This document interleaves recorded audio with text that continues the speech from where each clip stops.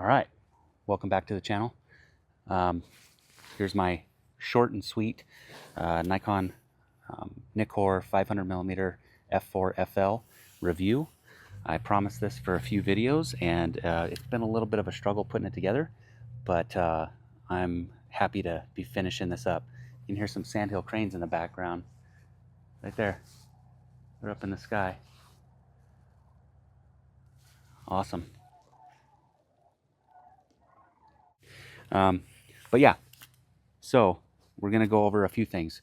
First of all, we're going to go over lens build, which is pretty easy, lens handling, AF characteristics, image quality, overall opinion of the lens, and then maybe some other options for people, some recommendations. So let's just jump right into it. All right, let's go over lens build. Obviously, it is a gold ring Nikon lens. It is built really well. I have no complaints about build quality or anything like that. So I think that's pretty easy. It's weather sealed, all that good stuff. Basically, you can look all that stuff up. It's a great lens for build quality. Let's go over some of the basically kind of like the stats. So this lens weighs 6.8 pounds. It's 15 inches in length, 15 and a half actually. Why that matters to me is I build my own backpacks. So I basically get an f-stop insert and put it in an actual hiking backpack, and just kind of that's what I prefer to do because I have a bad back. So just in case you're interested in some of those technical features or specs. With the Z8 and the FTZ adapter, it's 24.5 inches with the hood. I don't know what it is with this 3-inch hood, but I think the standard hood is about 6 inches or so. I could be wrong. So just take, maybe it's 20 inches. Let's just wing it and say 20 inches. So yeah, so that's pretty much it for the technical specs that I care about in terms of like dimensions and all that. It has 4 stops of VR. It actually does pretty well. I think the handling of the lens in terms of the weight is further back as compared to the G lens. It's easier to hand hold, which helps VR. So it feels like, it feels to me more than 4 stops. I can hand hold it pretty well. But the weight does start to become a factor at that point.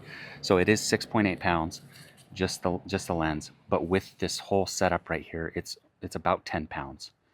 So that can get a little bit heavy for people. That's about my limit in terms of I can hand hold it pretty well, but start to get tired after a little while. Minimum focus distance. So it's about 12 feet. It's 11.9. That doesn't matter too much to me. I don't shoot birds, or I don't focus on birds. I do shoot birds, but I'm just opportunistic with it, kind of bird on a perch type of thing. So there's no real scenario where I want to be within 12 feet of a bear, of a moose, elk, anything like that. I don't want to be 12 feet. So that doesn't matter too much to me. But in terms of bird photography and stuff like that, a lot of stuff that people are really into, that does matter. So keep that in mind. It's a little bit far, but at 500 millimeters, not too big of a deal. So, yep, that's pretty much it for lens build, and I'd say handling, and then we can move on to AF characteristics. All right, so now we're on to the autofocus test, or basically just showing you guys the autofocus. So I have a little clip here. We're going to play it. I'll talk a little bit, but mostly it pretty much speaks for itself. It's just some targets that are medium distance, near, and some far. So I'll go ahead and play it right now.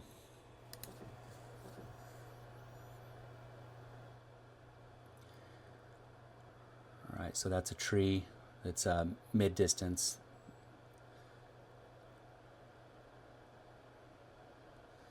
I'll kind of just do the fence or anything. That's pretty close. I think it's like 20 feet or so. And that house is pretty far away back to the... So you see that little bit of hunt when it came back. You don't really see that as much on the Z mount lenses, but on this 500 f4, it definitely does that. This one it struggled a little bit, but I'll give it the fact that that wire fence was in the autofocus area. So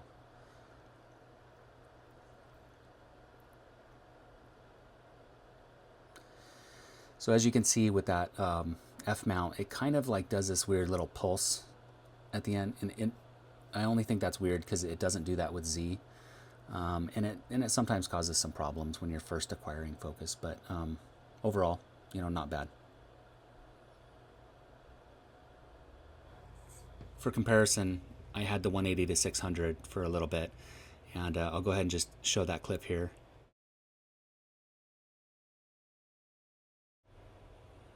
A little slow on that near to far, but far to near or mid to near,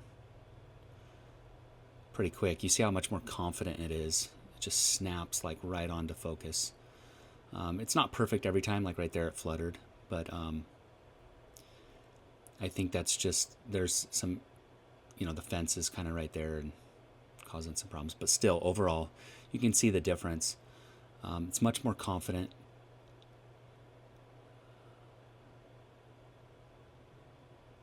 I don't know why I shot it at 7.1, but is what it is.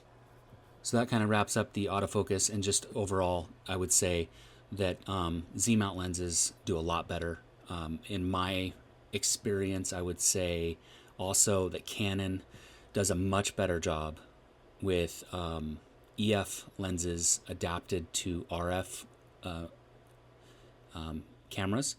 So if you have like old glass, or I guess it doesn't matter. If you have old glass with Nikon, it is what it is. You're with Nikon. But if you're kind of... The reason why I switched is that I was with Canon for a little bit, and I wanted to get their 500 f4 version 2, and it's about like almost $6,000 or something like that, $5,500, something like that. So I thought that getting, hey, the 500 millimeter FL from Nikon, and I shot Nikon before, it's significantly cheaper. It's like $3,000, and there's quite a few of them. It's kind of like, that's not like a rare find. So I figured I'd save, almost $2,000 and go with Nikon. And there is some drawbacks to it. Canon does do better with their native systems, I guess you'd say, because it's still Canon and still Nikon. But Z adapting F mount just isn't as good as Z to Z, and Canon is like almost, in my opinion, in my experience, is that it's almost like native. RF does do a little bit better, but it's very close. So when adapting glass, I think it's unfortunate that Canon's old glass is so much more expensive than Nikon's, because I would probably still be with Canon. I tend to like Nikon cameras better, their color science, all that stuff, but Canon is right there. It's just a little different, but it's still really good. So either way, I'm happy with it. But I wanted to make that note that adapting F mount isn't quite as good as adapting EF to RF, so, if that matters to any of you. All right, I guess I'm going to do a little bit of a voiceover here too. I don't know how. Maybe I can put this picture in picture, but 190 to 600 is on the left, and the one on the right is the 500 FL. But as you can see, there is a deeper depth of field. I think that's part of the deal here, because you see a little bit of more detail in the fur above the eye and at the eye, and it is zoomed in 100 mil more. I would say it's really surprising how good the 180 to 600 is in comparison.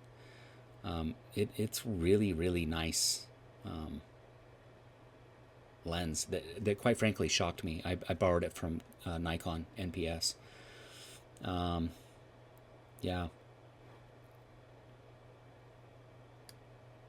I think I was rambling quite a bit here. So let's come over to some pictures. Okay, so right up here, we're at the moose right here. I'm going to open this up just to kind of give you an idea in real life. It's a sharp lens. It doesn't blow me away. This is library. It's sharp.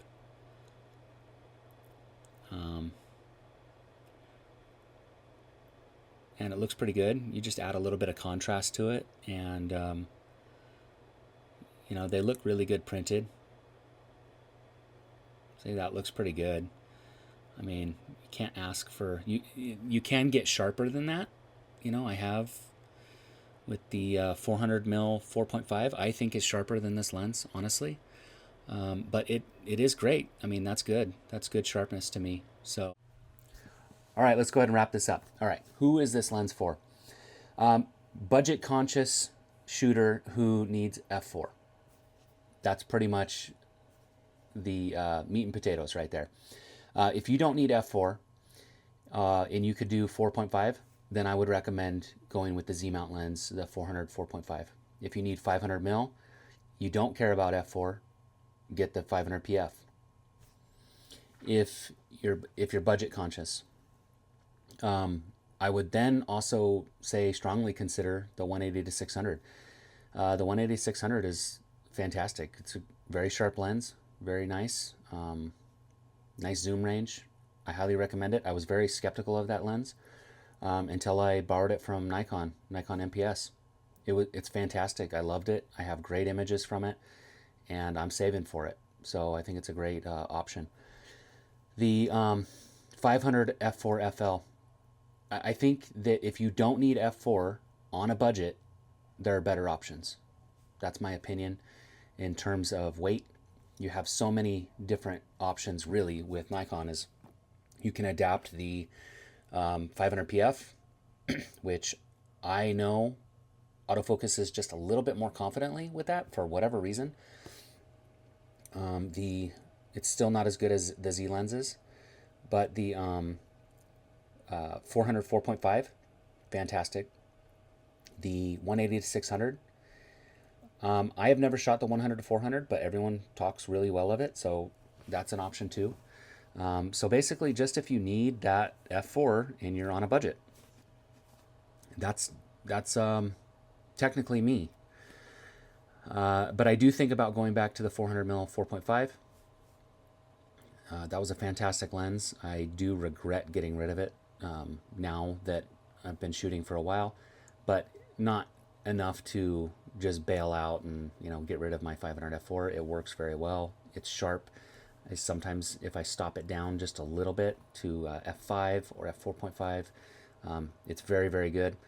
f4 is good enough for sure, but if the light is good enough, I'll kind of ratchet it up a little bit just to make sure that sharpness is where I really want it.